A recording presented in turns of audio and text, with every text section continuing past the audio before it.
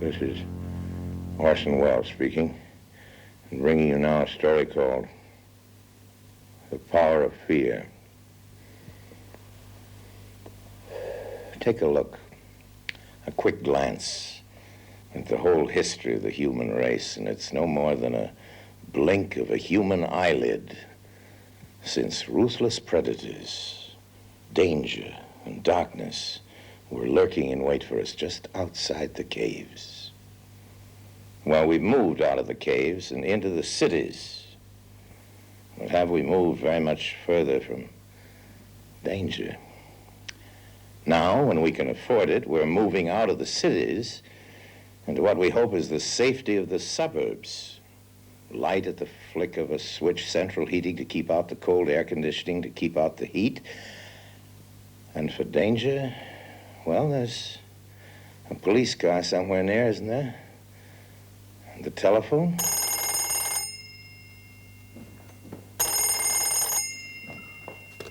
Here's Margot Brenner talking to her husband in Washington. He's just arrived there for a 3-day trip. Danger? Margot is quite unaware of the slightest threat to her cozy security here in her pleasant suburban home. She takes these things for granted. I phoned the adoption agency this morning. Our final interview is on Monday. Yes. Oh, yes, it's very, very formal. I'm sure there's no scandal or moral turpitude in your family, Mrs. Brenner. How about you? When's the big moment?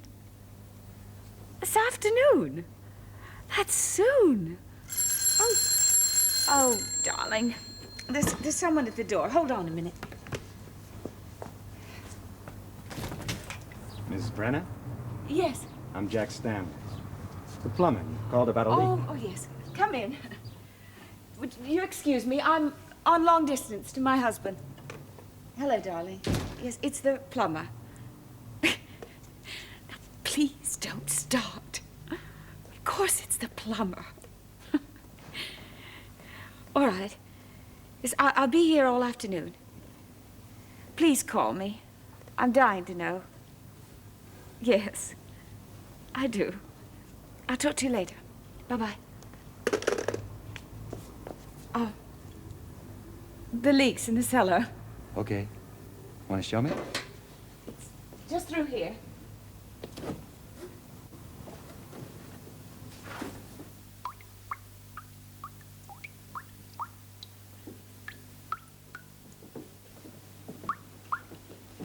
Over here. In the space behind, you can see the puddle. You know where the shut-off valve is? No. Don't worry, Mrs. Brenner. I'll find it. I'll be upstairs.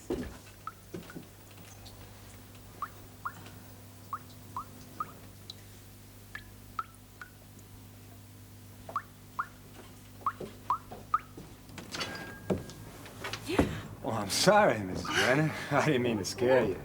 I thought you were in the cellar. Well, I have to wait a little while, let the bypass pipe drain. Oh. That smells good. Would you like a cup?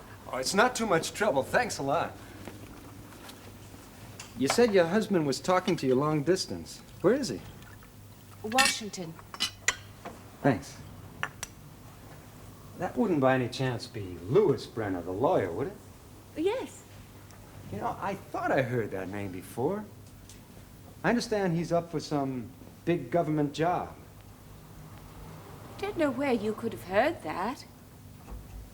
Well, people talk to me, Mrs. Brenner. People like yourself, on their own. I guess I'd be in Washington for a few days, huh? Won't the system have drained by now? Not the whole system, Mrs. Brenner. Just the bypass pipe. You make good coffee, thanks. Hey, nice. This where your husband works? His study. Did you paint that? Yes. Very nice. Margot Brenner. Margot.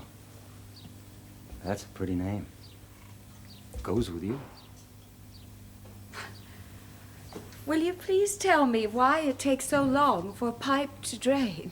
Oh, it's really not that simple, Mrs. Brennan. See, what you got here is a Manson valve for safety. Now, I gotta go turn off that valve in the bathroom. You have to go upstairs to fix a leak in the cellar. Yeah. Yeah, you see, what you gotta do with a Manson valve is equalize the pressure. That's the trouble with them. Otherwise, they're very good. Without that Manson valve, your cellar would have been flooded out by now. I don't understand these things. Well, that's my job, Mrs. Brennan. Would you like to show me the bathroom?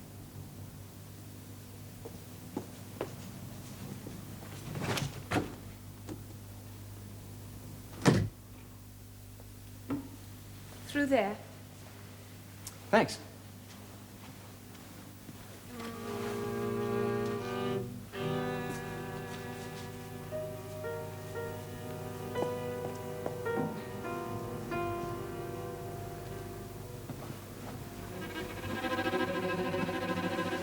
The valve's behind the panel.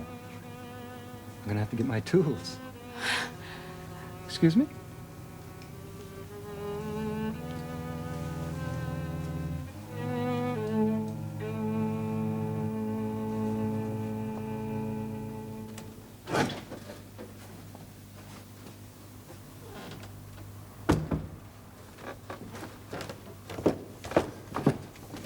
Is it okay if I go to work?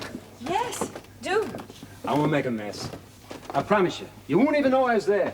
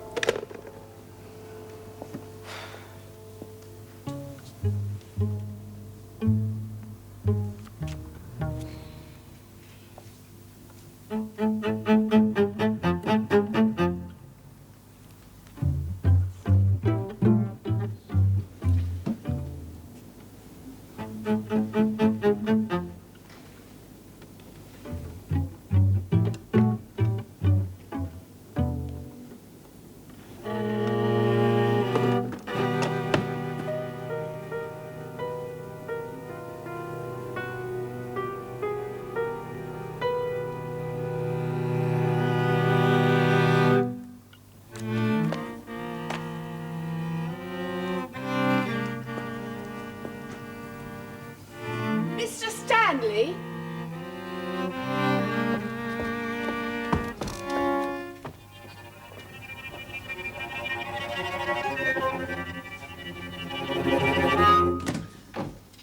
Did you call me, Mrs. Brenner? I was in the bathroom. I wondered what was taking you so long. Well, you see, the valve was on so tight I could hardly budge it. But don't worry, it's okay now. Hey! Did you paint this too? Yes. You're really an artist, aren't you? I'm just a plumber. You know, the kind they make all those jokes about. But even a plumber can appreciate beautiful things. What pretty slippers. Oh, I like that style. Put them down, please. You know, I got a pair of slippers at home. I've had about 10 years. They're all wore out, but you know how you get fond of a pair of slippers? It's beautiful.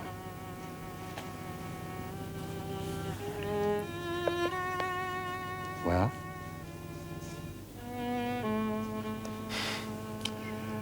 I've talked enough.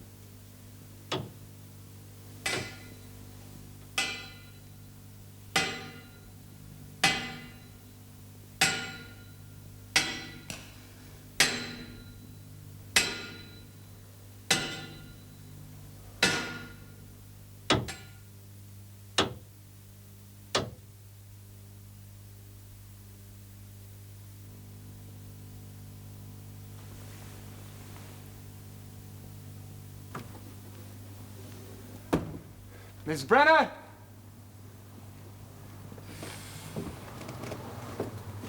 It's all fixed. You want to pay me now? Yes. How much is it? Well, to save you a lot of trouble, that'll be $1,000. What? $1,000. $1,000? Yeah. That way nobody has to know about us. About you and me up in the bedroom. That lavender nightie of yours. Those things in the night table drawer. Now, your husband would know about those things. But how would I know? What was I doing upstairs, anyway? A plumber? The Manson valve. It's in the bathroom. Mrs. Brenner, there's no such thing as a Manson valve. $1,000. Cash.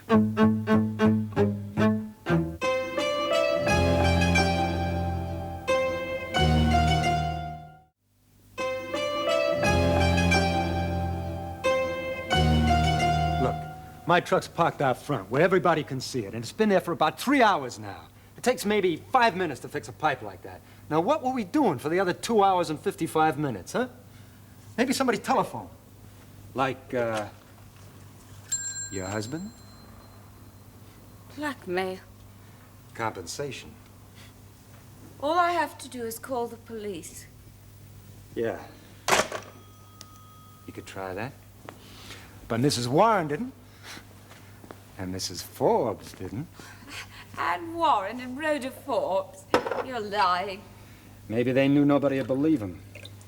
But the cops and their husbands would figure they'd just follow in human nature. I'm not afraid to tell my husband. He's a lawyer. He'll know how to deal with you. Mrs. Brenner, he's a man. Now you got neighbors. You and me here together all by ourselves all afternoon long. Come on. No, I won't give you a cent.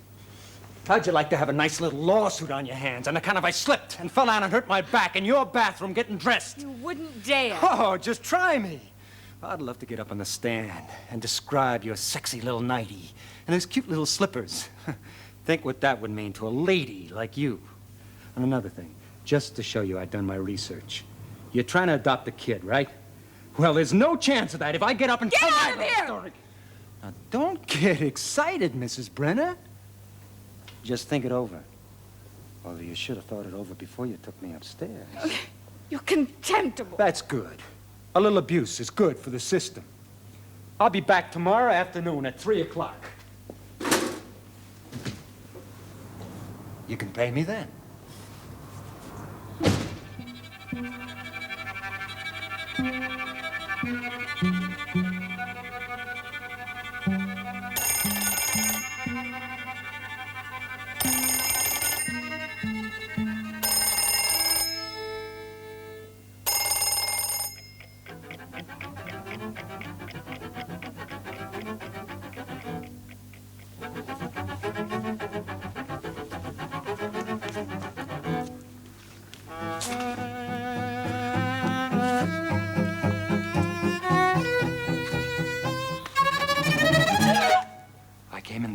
So as not to embarrass you. I didn't expect you until 3 o'clock. You're early. Does it matter? No. Somebody else here? No. Yeah? Well, there's nobody in the kitchen or the den. What about the rest of the house? I told you there's no one here. Well, I just think I'll have a look for myself. Oh, by the way, did you know you left your tape recorder running? Don't worry. It's not running anymore.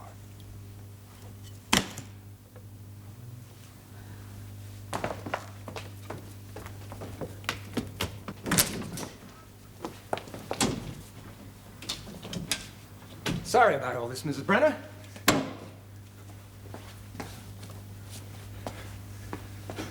One of these days, some dame is not going to just talk about going to the police. She's actually going to do it. You know what I mean? Marked bills, cop hiding in the closet. Hasn't happened yet, but you can't be too careful. Sit down. No. You can pay me now. You said 3 o'clock. I was just going to the bank when you arrived. Mrs. Brenner, I don't just have a truck with my name splashed all over it. I got a car. Now, you left the house at 11 o'clock this morning. You went to the bank, And you came out stuffing your handbag full of bills. All right, I did go to the bank, but I've changed my mind. I'm not going to pay you. When I left yesterday, I heard the phone ring. Who was that, your husband? Yes? He got the job then. Poor Mr. Brenner. Calling all afternoon. He asked me where I was, why I didn't answer the phone. I had to tell him that I was in the garden and didn't hear. That's why I despise you. Because you made me lie to my husband. Never done that before.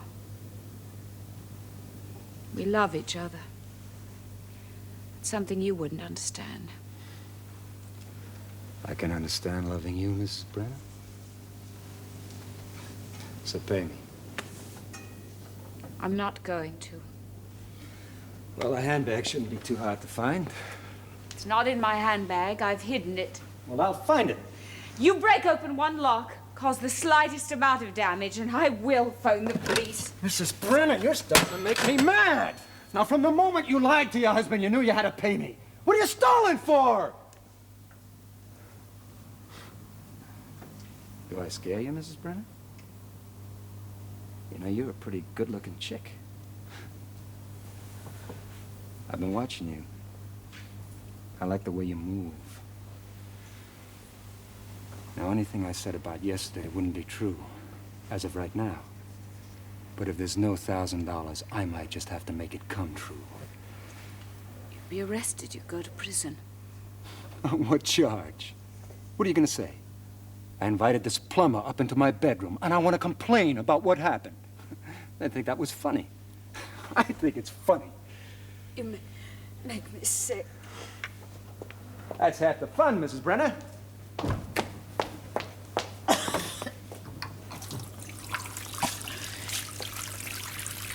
Because you're sick. Preying on decent people. Decent people? What makes you decent people? A big house in a fancy neighborhood? 3 cars in the garage and your own pictures on the walls? Look, nobody ever gave me nothing. I had to go out and take everything I got. If I don't get $1,000 from you, I'm just gonna have to take you, Mrs. Brenner.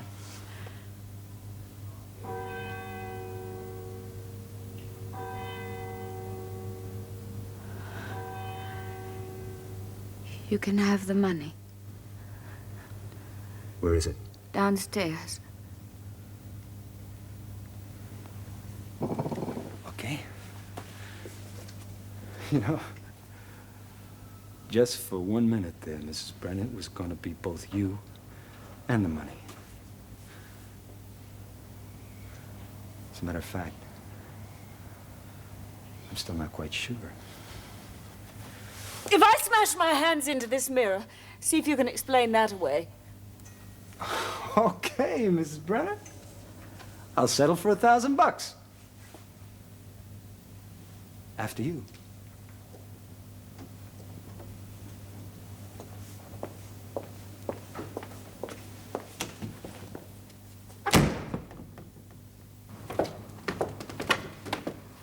If I do pay you the money you're demanding, how do I know you won't go ahead and spread those rumors anyway? You can take my word for it. Your word. Yesterday, you came here to fix a leak.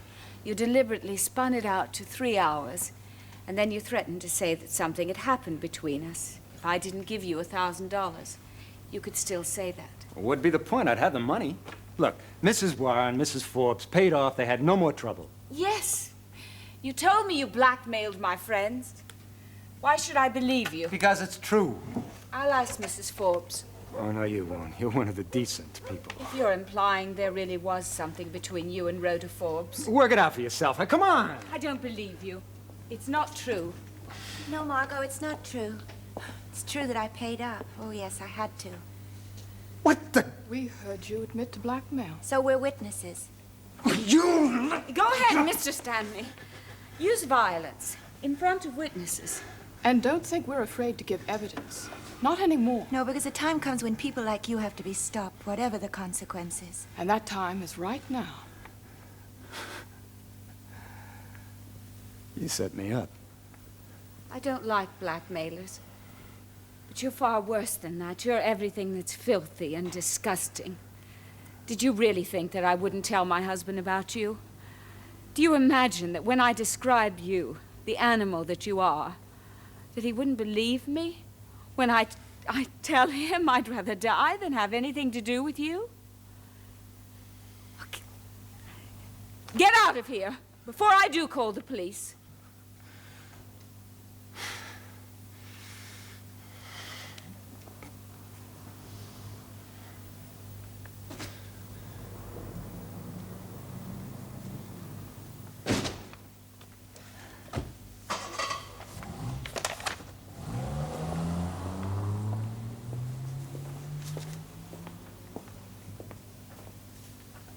Well done, Margot. Oh, God.